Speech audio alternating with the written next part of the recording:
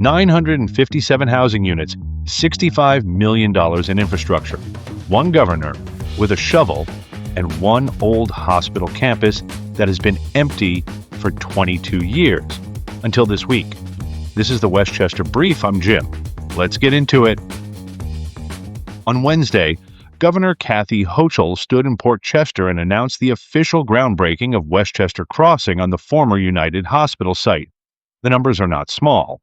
957 housing units at full build, 105 of them designated affordable, $65 million in infrastructure investment to prepare the site, including up to $10 million from the Mid-Hudson Momentum Fund.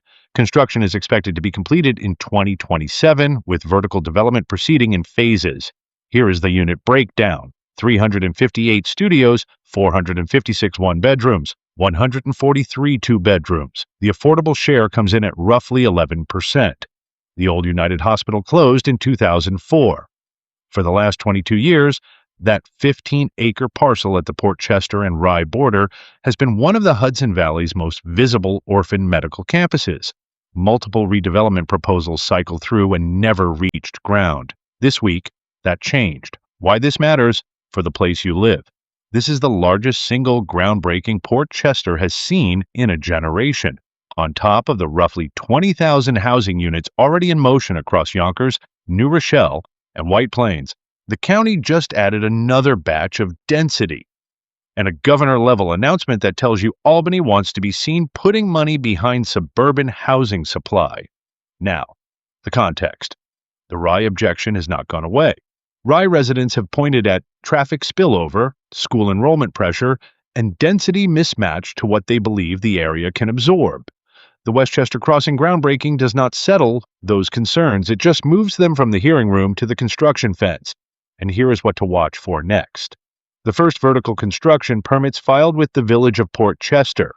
Any formal objections from Rye to the County Planning Department, updated traffic studies, and what Metro North says about the Port Chester station as 957 units start to drive ridership through it.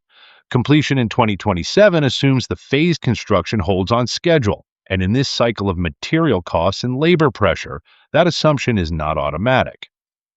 Here is what else is happening across Westchester this week. The White Plains Planning Board is tracking toward a site plan approval window for the District Galleria redevelopment.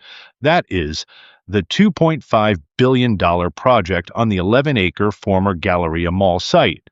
The Common Council approved the zoning in December. Site plan approval was the developer's stated target for this month. We will know soon if that target holds.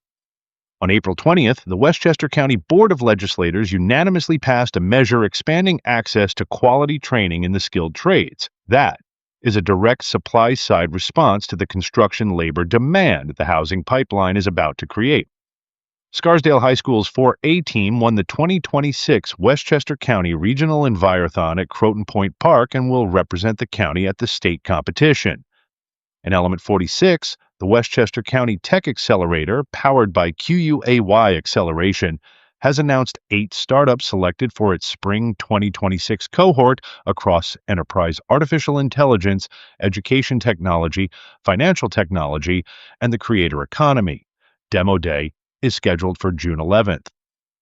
Subscribe to the newsletter at illiveherewestchester.com for the week's most important Westchester stories in writing. I'm Jim, and I live here. I'll see you tomorrow.